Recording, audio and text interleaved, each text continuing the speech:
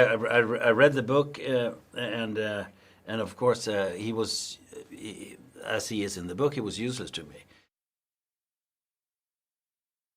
I was interested to read in the press notes that Denis Villeneuve had said that you kept saying to him that you were missing the character and missing the suit between the two films. So what was it like to get back into that suit and play the Baron again? Denis said that? That's what he says in the press notes. I never said that. No, but it's. I was, of course, wary of getting into all that suit and all that makeup again. But I of course wanted to do the second part and working with Denis again and being a part of his big opus, the Dune trilogy, probably. Yeah, and obviously because, you know, when the first film came out, it hadn't been absolutely confirmed that the second one was going to be made at that point. But did you always kind of feel quite confident, based on kind of the process of having made the first one, that this would kind of come out? I was quite confident of it, but they made a mistake because they it was at the moment it was AT&T, a phone company that owned Warner Brothers, and they released it on streamers at the same time as the cinema, and you know that this film is made for the cinema. Yeah. So I was thinking that maybe they don't get enough money back for a second one. Well, yeah, thankfully it did, and obviously the Baron is kind of in a different place in this film compared to the first one in the second half of the book. What would you say that were the major changes when it came to kind of playing him, and what kind of differences did you have to bring this time around? The only thing was that he's weaker because he's been poisoned.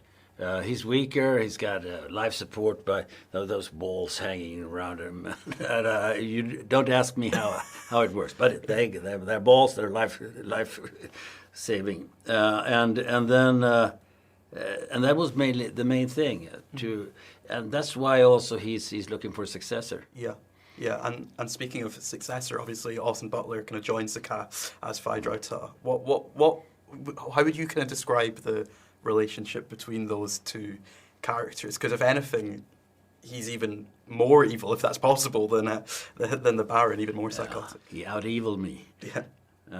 Well, it's kind of funny relationships because they are testing each other all the time, and they know that if they show a weakness, the other one will get at that. So it was a fun game with him, but it was also kind of he kind of fell in love with it. I think the big guy fell in love with this young guy who was so unapologetically evil. And who enjoyed being evil so much. Yeah, you know, you mentioned the kind of unapologetic evil of the character, and it's interesting. I think quite a lot of the time these days we see villains and we kind of learn a lot about their backstories and their kind of maybe redeeming qualities. And what's quite interesting is that there's not really that much with Baron, with the Harkonnens. Is that quite appealing to you? The fact that they are, you know, kind of really unapologetic. Well, I've done a couple of bad guys in Hollywood movies, and as they are cliches, and they are the bad guys and they're the good guys, and it's a binary world they live in, which is not resembling our world at all.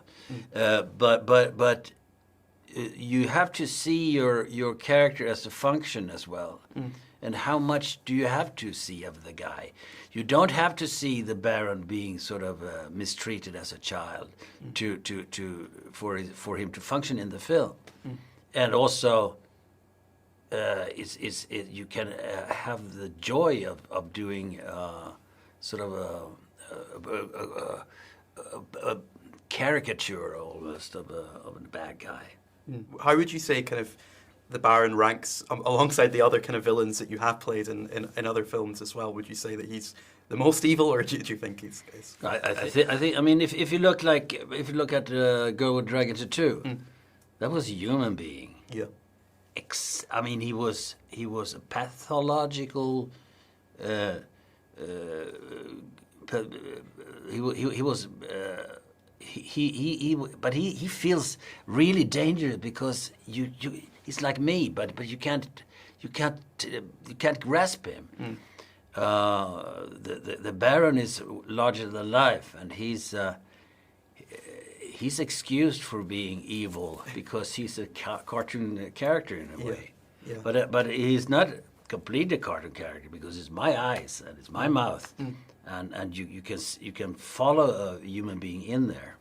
What's interesting as well about Dune is that there's so much kind of lore. There's so many, there's the original books. There's been prequels and stuff. Is it kind of useful to explore the character in how he appears in the other books as well, or do you kind of think you've got to focus when you're playing him in the film on what's in the script rather than kind of concerning yourself too much with the kind of additional lore about him and things like that? I don't care about it. I read the book and of course he was. As he is in the book, he was useless to me because he talks a lot, and you don't want a talker. Yeah. You want someone who's threatening and silent and very dangerous. So having played him like he was in the book would have defied the purpose. And what's it kind of like being on the sets for this film? Because I understand, so much of this is practical. It's not, and these kind of massive sets that have been built. What is that kind of like that experience? Is that kind of bigger than other? I mean, you've obviously been involved in a lot of films in your career. How does this one kind of compare to that and the sets that are made for this one? Well, it's a good thing to have the sets being made and not being green screen. I mean, I've been on a lot of sets before, but this the architecture here was a sort of fascistic architecture that I felt it helped me. Yeah. It gave me the feeling of power, the sort of the purpose. Like it must have given Mussolini or Hitler or whatever. There's a lot of. I mean, even the Atreides are portrayed like a fascist organization in the first film. If you look at the Atreides army, it's like a Nuremberg rally.